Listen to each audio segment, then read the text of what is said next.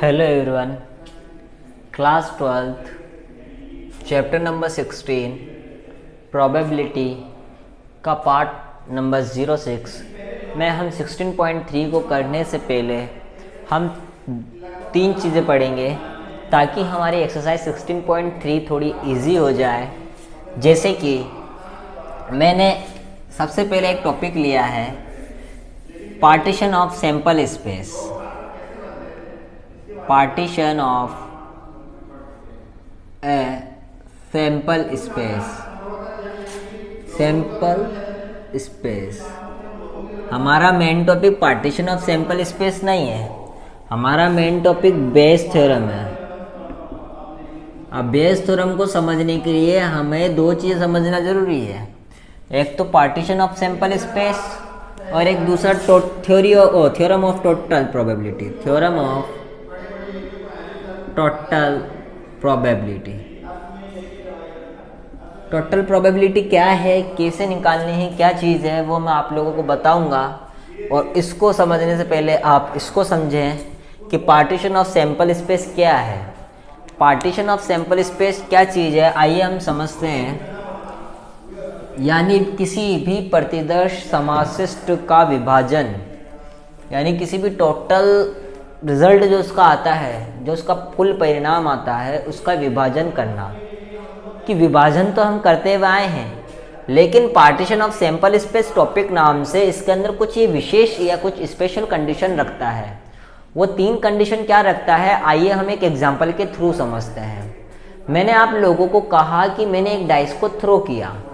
अब एक डाइस को एक बार थ्रो किया तो आप लोग कहोगे कि इसका सैंपल स्पेस जो होगा वो 1, 2, 3, 4, 5, 6। मैं कह रहा हूँ कि एक इवेंट ए था जिसमें मैंने डाइस को थ्रो करा, एक इवेंट ए मान लो जिसमें मैंने डाइस को थ्रो करा।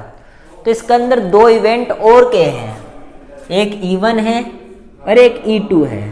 E1 कह रहा है मैं केवल ऑड नंबर को शो करूंगा और E2 कह रहा है मैं केवल इवन नंबर शो करूंगा। तो ऑड नंबर के लिए 1, 3, 5 एंड इवन नंबर के लिए 2, 4, 6। यही हमारे सैंपल स्पेस के पार्टीशन हो गए। बहुत सारे हो सकते हैं, मैंने दो इवेंट लिए हैं, बहुत सारे हो सकते हैं, A, B, C, D जो भी है, बहुत सारे हो सकते हैं। कि मोर देन कि एक E3 है जो कह रहा है मैं केवल 4 से ग्रेटर देन नंबर को ही शो करूंगा। E5 कह रहा है कि मैं केवल 4 से छोटे नंबर को शो करूंगा। तो इसमें बहुत सारी चीज़ें हो सकती है, लेकिन मैं दो चीज़ों से ही लेकर आपको बता रहा हूँ कि मैंने E1 और E2 दो इवेंट ले लिए हैं। अब पार्टीशन ऑफ सैंपल स्पेस की जो स्पेशल कंडीशन है वो क्या कहती है। पार्टीशन ऑफ सैंपल स्पेस की कंडीशन ये कहती है कि अगर मैं E1 और E2 का इंटरसेक्शन निकालता हूँ तो वो हमेशा 5 आएगा, यानी कि 0 आएगा। कुछ भी उनके अंदर इंटरसेक्शन यानी कुछ भी उनके अंदर कॉमन नहीं होता है। उसमें कुछ इंटरसेक्शन का मतलब कॉमन, यानी इन दोनों में कुछ भी कॉमन नहीं, इसका मतलब 5।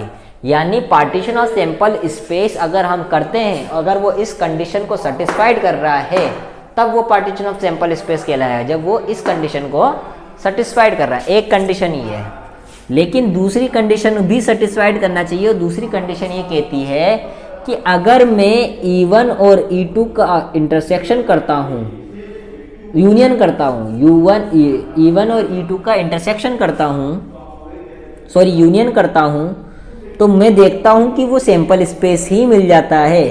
समझ में नहीं आया? जैसे कि देखो, यूनियन का मतलब क्या होता है, मिला देना, जोड़ देना, कुछ सबको दोनों को आपस में मिला देना। जैसे 1, 2, 3, 4, 5, 6 इसका और इसका यूनियन क्या होगा, इन दोनों को मिलाएंगे तो क्या आएगा 1, 2, 3, 4, 5, 6, जो कि मेरा क्या है, सैंपल स्पेस। यानी अगर मैं E1 और E2 का यानी किसी भी इवेंट का यूनियन करता हूँ, भले वो 4, 5 इवेंट हो, कुछ भी हो, अगर उसका इवेंट यूनियन हमारे सैंपल स्पेस के इक्वल आ गया तो हम कह सकते हैं कि वो पार्टीशन ऑफ क्या है, पार्टीशन ऑफ सैंपल स्पेस है। क्लियर है? और तीसरी जो हम 10th क्लास से पढ़ते हुए आ रहे हैं कि किसी भी इवेंट की प्रोबेबिलिटी 0 से तो बड़ी और 1 से छोटी होती है। तो इसमें तो आप लोगों को कोई प्रॉब्लम नहीं होगी, तीनों ही कंडीशन हमने पढ़ ली। तो यही हमारा पार्टीशन ऑफ सैंपल स्पेस था। आइए मैं आपको एक चीज पढ़ाता हूं, वो है theorem of total probability. Theorem of total probability. Theorem of total probability क्या कहता है? देखो, इस थ्योरम को बहुत तरीके से समझना ताकि आप 16.3 के क्वेश्चन आसानी से कर सको। अब जैसे क्या चीज है, मैंने कहा सपोज करो कि एक सैंपल स्पेस है, एक सैंपल स्पेस है, कोई सैंपल स्पेस है एस, ठीक है। इसमें कोई इवेंट ए है, कोई इवेंट ए है। मैंने क्या बोला कि कोई सैंपल स्पेस एस है या कोई इवेंट ए है। इसका कोई वेन डायग्राम आप लोग को आता ही होगा मेरे हिसाब से, 11th क्लास में पढ़ा था कि ये एक इवेंट ए है जिसके अंदर मैंने क्या करा, अब पार्टीशन करा, सैंपल स्पेस का पार्टीशन करा, ठीक है। अब इसमें पार्टीशन करा तो देखो क्या है, मैंने इसकी 5 पार्टीशन कर रहा हूँ। वैसे आप चाहो जितने कर सकते हो नेचुरल नंबर के अंदर, 1 2 3 4 5 6 7 8, आप चाहो जितने कर सकते हो। मैं 5 पार्टीशन कर रहा हूँ, जैसे आपकी बुक में n तक शो किया गया है, मैं n तक नहीं, मैं 5 पार्टीशन से ही इसको कर रहा हूँ। देखो कैसे मैंने बताया कि एक पार्टीशन मैंने इसका ये करा, ये जो है ये इसका एक पार्टीशन है जिसको मैंने इवन इवेंट नाम दे दिया। जैसे ही मैंने सैंपल स्पेस का पार्टीशन करा तो मैंने उसको इवन नाम दे दिया। दूसरा पार्टीशन मैंने करा तो उसको मैंने E2 नाम दे दिया। एक पार्टीशन मैंने करा उसको मैंने E3 नाम दे दिया, और इस वाले को मैंने E4 नाम दे दिया। किस वाले को? इस वाले को। ये वाला E4 है और ये वाला E3 है। अभी इस तरीके का जो बच रहा है, देखो ये इस तरीके का एक डिजाइन बच रही है, इसको मैंने E5 नाम दे दिया। क्या नाम दे दिया? किसको? ये डिजाइन बन रही है ना, ये वाली, इसको मैंने E5 नाम दे दिया। अभी कह रहा है कि थ्योरम ऑफ टोटल प्रोबेबिलिटी क्या है, यानी जो मैंने एक इवेंट ए लिया है बीच के अंदर, एक इवेंट मैंने ए लिया है बीच के अंदर, ए, इस ए की प्रोबेबिलिटी क्या है? जब इसके मैंने पार्टीशन कर दिए E1 E2 E3 E4 E5 में, तो इसकी प्रोबेबिलिटी क्या है आप लोगों को ये शो करना। तो देखो, एक हमने अब पार्टीशन करा है तो पार्टीशन ऑफ सैंपल स्पेस ये लगेगा। इसमें मैंने कंडीशन पढ़ी थी कि E1 और E2 का जो इंटरसेक्शन होता है वो 5 होता है। यानी मैं इन सभी पार्टीशन का मैं अगर इंटरसेक्शन लेता हूँ, क्या 5 आ रहा है? क्या कुछ इसके अंदर मतलब कुछ भी कॉमन नहीं आ रहा? देखो E1 और E2 के अंदर कुछ कॉमन नहीं आ रहा, क्योंकि बिल्कुल भी इंटरसेक्ट नहीं कर रहा है एक दूसरे को। मैं देखता हूं कि इन पांचों ही इवेंट के अंदर कुछ भी चीज कॉमन नहीं आ रही है, यानी इसका इंटरसेक्शन तो 5 है ही।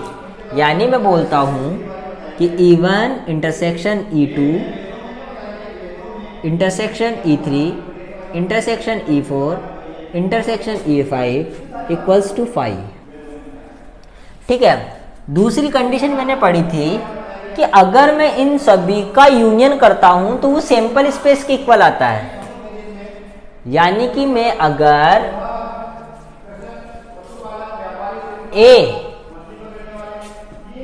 और S का, यानी एक इवेंट A और S का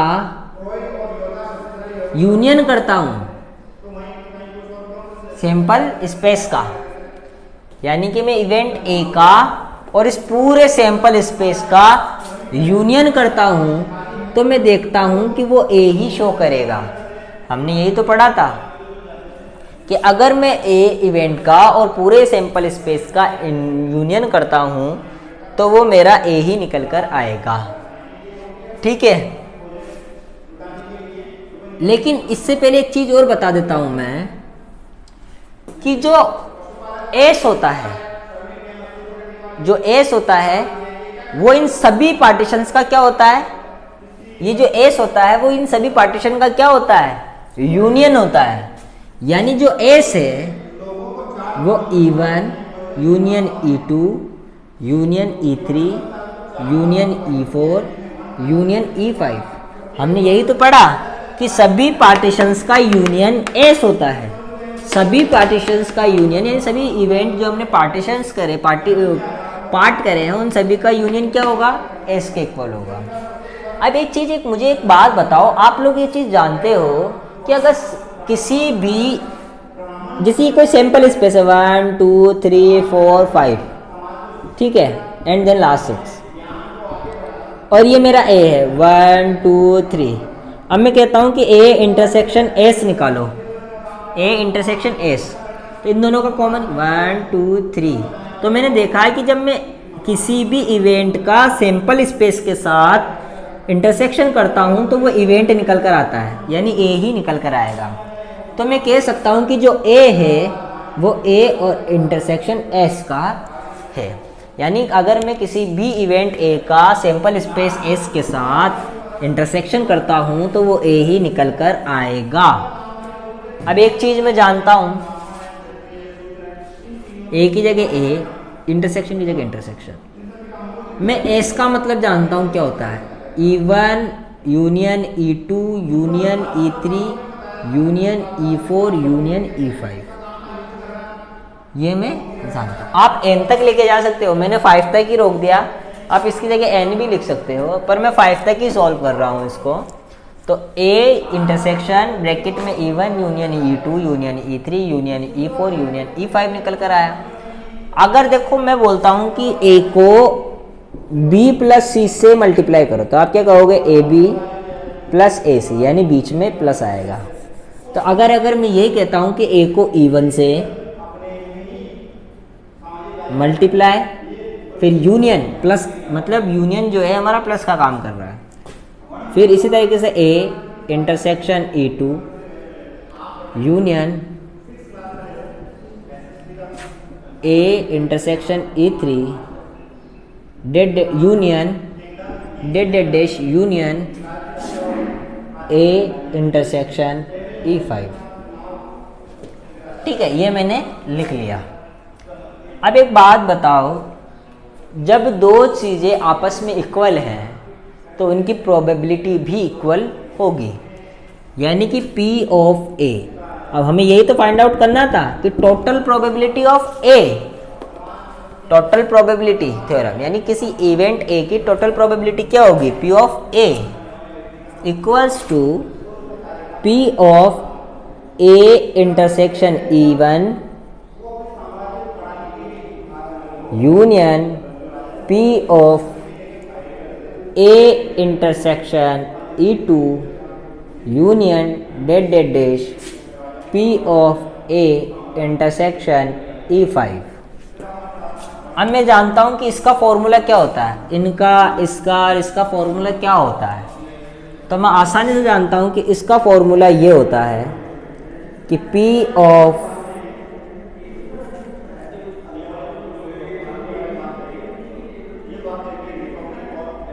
A upon E1 dot P of E1।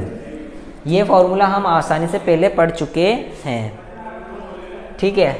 इसी तरीके से union P of A intersection P of E2 dot P of E2 dead dead dead डेड dash P of A upon E5 dot P E5। अब union लग रहा है, यानी इन सब के अंदर ऐड हो रहा है ये। तो अगर मैं इसको इस तरीके से लिख दूँ तो P of A is equal to sigma I is equal to 1 to n तक, यानी जितने पार्टीशन इसके किए गए हों, जितने पार्टीशन इसके किए गए हों वहाँ उसके लिख कर, जैसे मैंने लिख दिया P of A upon EI dot P of EI, यानी कि i की जगह अगर सपोज करो इसके टुकड़े जो किए गए हों, जैसे इसके 5 टुकड़े किए गए हों, तो यहाँ 5 और यहाँ 5, तो P ऑफ E5 अपॉन हम इसको आसानी से निकाल लेंगे। तो यही हमारी टोटल प्रोबेबिलिटी थ्योरम थी। आई होप आप लोगों को समझ में आया होगा। चलो अभी भी समझ में नहीं आया है तो मैं आपको एक चीज़ बताता हूँ कि टोटल प्रोबेबिलिटी ऑफ ए कैसे निकल रही है। तो देखो मैंने एक चीज़ यहाँ पर एक चीज़ लिखी है आपका कि probability of A intersection E1 के साथ, यानी ए और E1 का इंटरसेक्शन क्या है, ये वाली प्रोबेबिलिटी है, इसकी प्रोबेबिलिटी यही है। ध्यान देना है क्या कह रहा हूँ। दूसरा मैंने लिखा है कि P of A intersection E2, यानी ए की E2 के साथ इंटरसेक्शन की प्रोबेबिलिटी ये है। इसी तरीके से ए की E3 के साथ इंटरसेक्शन की प्रोबेबिलिटी ये है। इंटरसेक्शन का मतलब आप समझते हो जो दोनों को इंटरसेक्ट कर रहा हो, जो दोनों में कॉमन हो। इसी तरह ए की E4 के साथ प्रोबेबिलिटी क्या निकल कर आएगी, ये वाली। इसी तरह ए की E5 के साथ प्रोबेबिलिटी क्या निकल कर आएगी, ये वाली। ठीक है, तो अब इन सबका हमने इंटरसेक्शन निकाल लिया और फिर हम इन सभी का यूनियन कर रहे हैं, यानी सभी को जोड़ रहे हैं, तो क्या निकल कर आ रहा है, प्रोबेबिलिटी ऑफ ए। तो ये प्रोबेबिलिटी ऑफ ए इस तरीके से निकल कर आया। तो आई होप आप लोगों को समझ में आई होगी थ्योरम ऑफ प्रोबेबिलिटी। अब लास्ट टॉपिक जो हमारा इसका बच रहा है वो है बेस थ्योरम।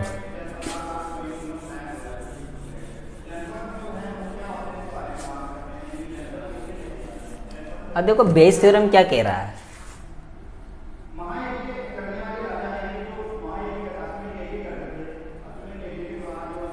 बेस थ्योरम को कब कैसे अप्लाई करना है इसके लिए पहले सुन लो। जब भी कभी 2 या 2 से ज़्यादा इवेंट की बात हो रही हो तो आप समझो कि वो हमें बेस थ्योरम की ओर इंडिकेट कर रहा है। और दूसरा एक ये रिवर्सिबल प्रोबेबिलिटी को भी शो करती है।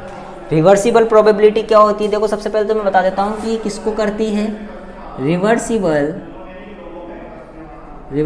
प्रोबेबिलिटी को। पहली बात तो रिवर्सिबल प्रोबेबिलिटी कैसे, जैसे हमने निकाला कि P ऑफ ए की प्रोबेबिलिटी फाइंड आउट करनी है जबकि कोई ए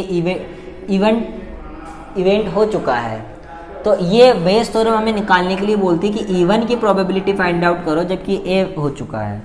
तो मैंने देखा था कि इन दोनों के बीच में कोई एक ऐसा स्पेसिफिक रिलेशन नहीं होता है, कोई भी एक विशेष रिलेशन नहीं होता है जिसकी हेल्प से हम ये निकाल सकें। इसलिए भी ये बेस थ्योरम हमें ये चीज़ सिखाती है कि हम इस केस से रिवर्सिबल प्रोबेबिलिटी को फाइंड आउट कर सकते हैं। यानी देखो इसका रिवर्स ही था, ये ए अपॉन E1 है, ये E1 अपॉन ए है, तो हम इसको कैसे फाइंड आउट कर सकते हैं, ये हमें इसी को बताती है।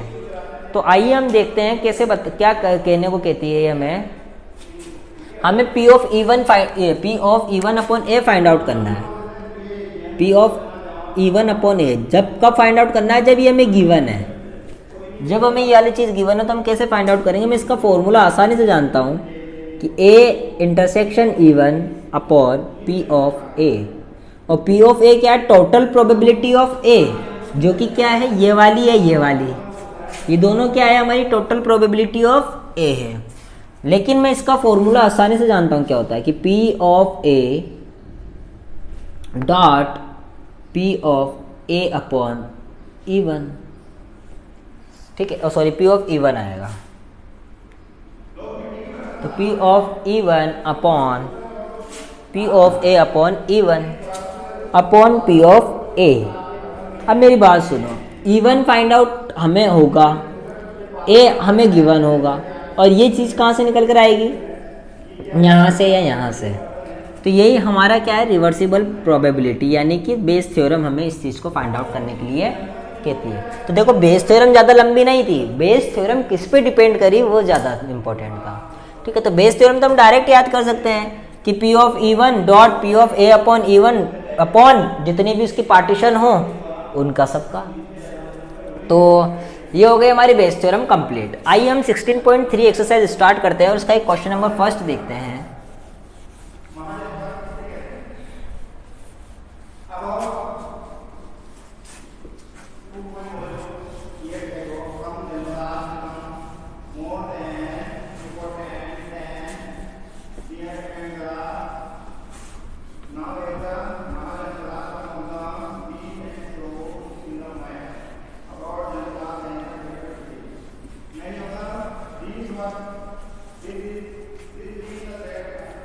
तो देखो क्वेश्चन नंबर फर्स्ट पढ़ो, एक्सरसाइज 16.3 का क्या कह रहा है।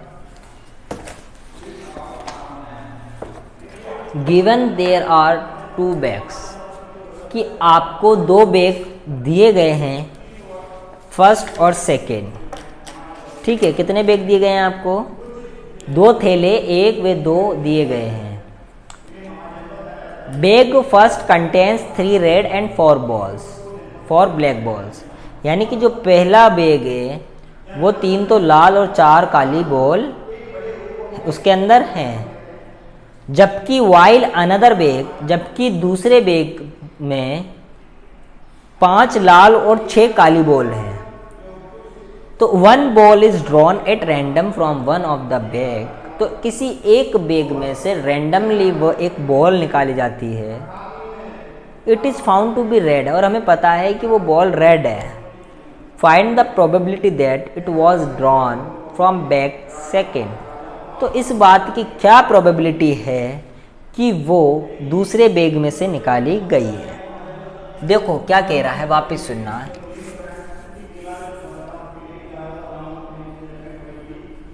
कि 2 बैग है, ये फर्स्ट बैग है, ये सेकंड बैग है।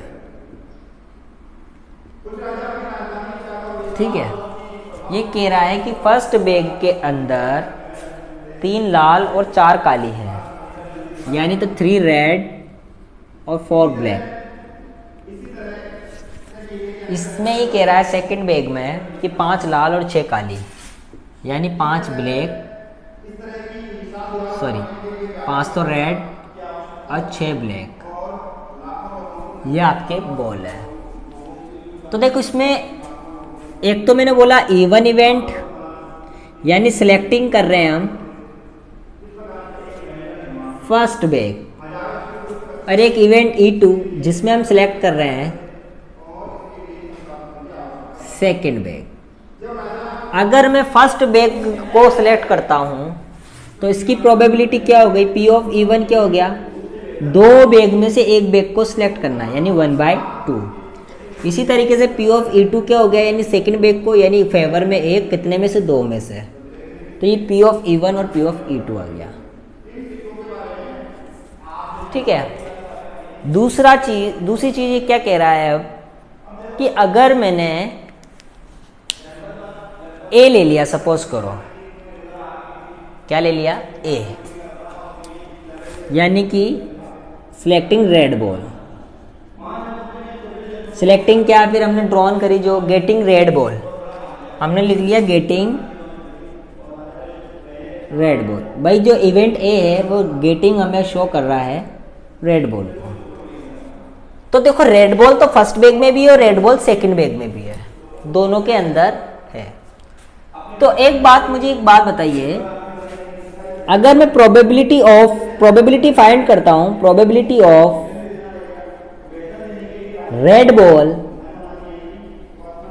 फ्रॉम फर्स्ट बैग, अगर मैं प्रोबेबिलिटी फाइंड आउट करता हूं रेड बॉल होने की फर्स्ट बैग में से, तो क्या निकल कर आएगी कि प्रोबेबिलिटी ऑफ रेड बॉल, जबकि E1 हमें मालूम है कि E1 में से निकालना है, तो कितनी हो जाएगी, 3 बॉल है 7 में से, टोटल कितनी बॉल है, 7, तो 3/7। इसी तरीके से अगर मैंने निकाला probability of red ball from second bag, probability of red ball from second bag, ठीक है।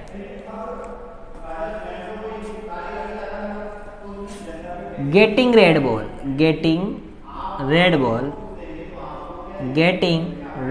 तो कैसा आएगा, probability of A upon E2 equals to 5/11। ये हमने दोनों ही चीज़ें हमने फाइंड आउट कर ली।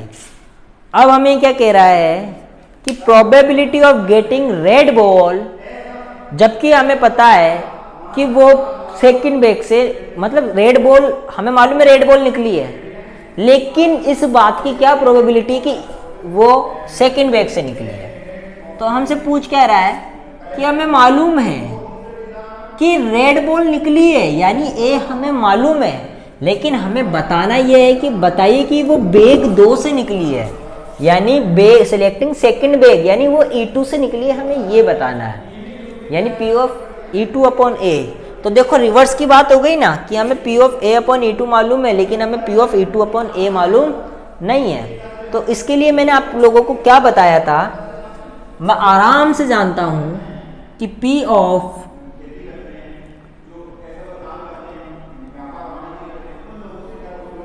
इसका फॉर्मूला क्या होगा upon P of A, P of A। तो देखो इसका फॉर्मूला मैंने आसानी से आपको बताया था कि P of E2 upon P of A upon E2 upon P of A। और P ऑफ A का मतलब मैंने क्या बताया था, जितने भी इवेंट में वो पार्टिसिपेट हुआ हो, यानी पोर्शन हुआ हो उसका, कितने इवेंट में हुआ, 2 इवेंट में, 1 और 1 2 के अंदर, यानी इन दोनों का सम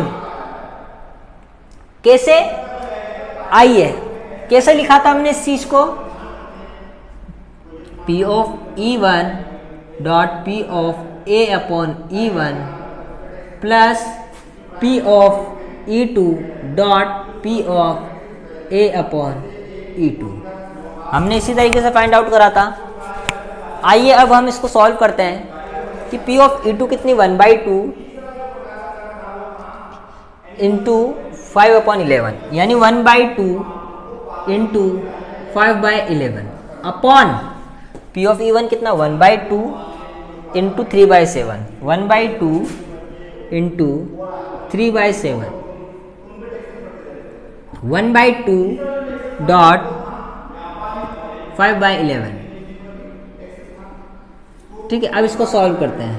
5 1 जा 5 अपॉन, ये एक काम करते हैं, 1/2 सब में आ रहा है तो कॉमन ले लेते हैं, 1/2 5/11 अपॉन, दोनों में 1/2 कॉमन आ रहा है तो अंदर क्या बचेगा 3/7 प्लस 5/11, ये 1/2 से 1/2 कट। अब एक काम करते हैं, इसका एलसीएम ले लेते हैं, तो 5/11 अपॉन इन दोनों का एलसीएम कितना आएगा 77, 33 प्लस 35। तो अब इसको रेसिप्रोकल करते हैं, 5/11 इंटू 77 अपॉन 68, तो 11 7 जा 77, 7 5 जा 35 अपॉन 68, यानी कि इसकी प्रोबेबिलिटी 35/68 होगी। बहुत इजी क्वेश्चन था और बहुत अच्छा क्वेश्चन था। देखो बेस थ्योरम कहाँ काम आई कि रिवर्स करना है, जब हमें मालूम है कि रेड बॉल है, लेकिन हमें मालूम है सेकंड बैग से निकाली गई है रेड बॉल, लेकिन हमें बताना है कि रेड बॉल निकाली गई है तो क्या प्रोबेबिलिटी कि वो सेकंड बैग से ही निकाली गई है। तो आया आप लोगों को समझ में, ये हमारा क्वेश्चन नंबर 1 कंप्लीट हो गया।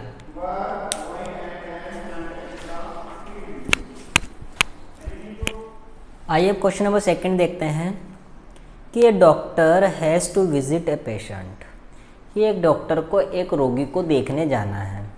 फ्रॉम द पास्ट एक्सपीरियंस, उसके पिछले अनुभवों से, इट इज़ नॉन दैट, उसको वो ही जानता है कि अगर that the probability that will be come by train, bus, scooter और by other means of transport are respectively, यानी वो जानता है, जो पहले पास्ट जो उसके एक्सपीरियंस हुए हैं उसको वो जानता है कि अगर वो ट्रेन से जाएगा, ठीक है, अगर वो ट्रेन से जाएगा तो उसकी प्रोबेबिलिटी है 3/10, और अगर वो स्कूटर से जाएगा तो उसकी प्रोबेबिलिटी है 1/5, स्कूटर की 1/10 और अदर ट्रांसपोर्ट की है 2/5।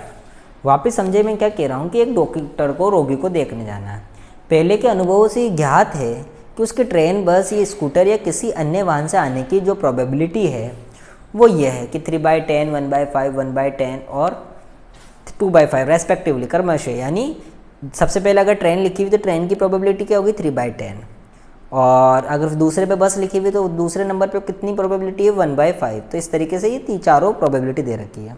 The probability that he will be late are 1/4, 1/3 and 1/12 if he comes by train, bus, scooter. लेकिन और वो ये भी जानता है कि अगर वो ट्रेन से जाएगा तो वो 1/4 उसके लेट होने की प्रोबेबिलिटी है। अगर वो बस से जाएगा तो उसके लेट होने की प्रोबेबिलिटी कितनी है 1/3।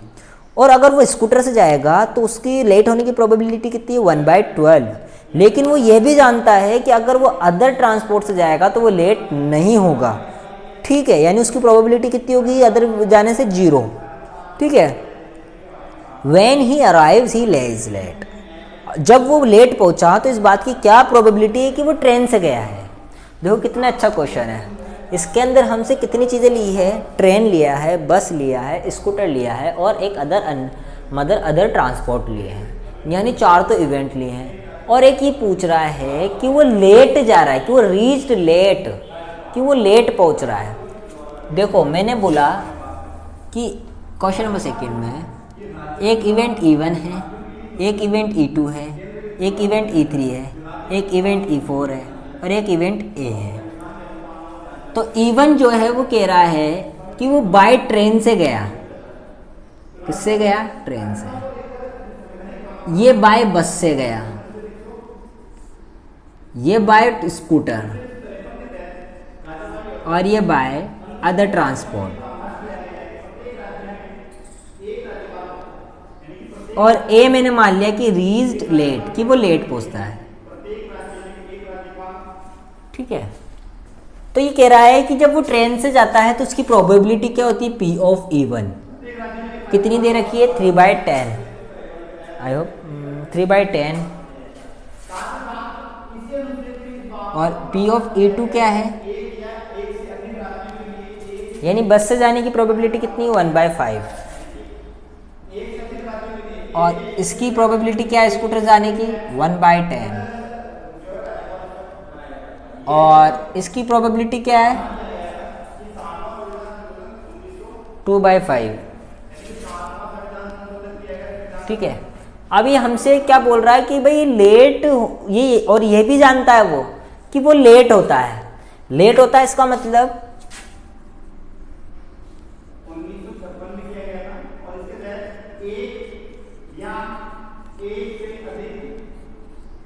अब उसको ये भी मालूम है कि अगर वो ट्रेन से जाएगा तो वो लेट पहुंचेगा। और इसकी प्रोबेबिलिटी क्या है, इसकी प्रोबेबिलिटी है हमारे 1/4। इसकी प्रोबेबिलिटी कितनी है 1/4। और वो ये भी जानता है कि अगर वो बस से जाएगा तो वो लेट होगा। और उसकी प्रोबेबिलिटी कितनी है 1/3। अगर वो स्कूटर से जाता है तो वो लेट होगा और इसकी प्रोबेबिलिटी कितनी है 1/12।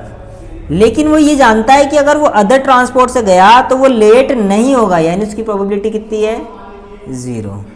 तो हमसे इसने पूछा क्या है, ये सब चीज़ें तो उसने हमें गिवन देकर दी कि ये सब चीज़ गिवन है तुम्हें। तो उसने हमसे ये पूछा है कि हमें मालूम है कि वो ट्रेन से गया है, हमें मालूम है कि वो ट्रेन से गया है, नहीं हमें ये मालूम है कि वो लेट हुआ है। हमें क्या मालूम है कि वो लेट हो गया है। तो इस बात की क्या प्रोबेबिलिटी है कि वो ट्रेन से गया है, कि वो ट्रेन से गया है, यानी कि E1 से। ठीक है। तो हमें क्या फाइंड आउट करना है कि हमें मालूम है कि वो लेट हो चुका है। ये क्या मानना है कि रीच लेट, कि वो लेट पहुंचा है। लेकिन इस बात की क्या प्रोबेबिलिटी कि वो ट्रेन से गया, यानी हमें रिवर्सिबल निकालना है। तो मैं इसका आराम से जानता हूँ कि P of E1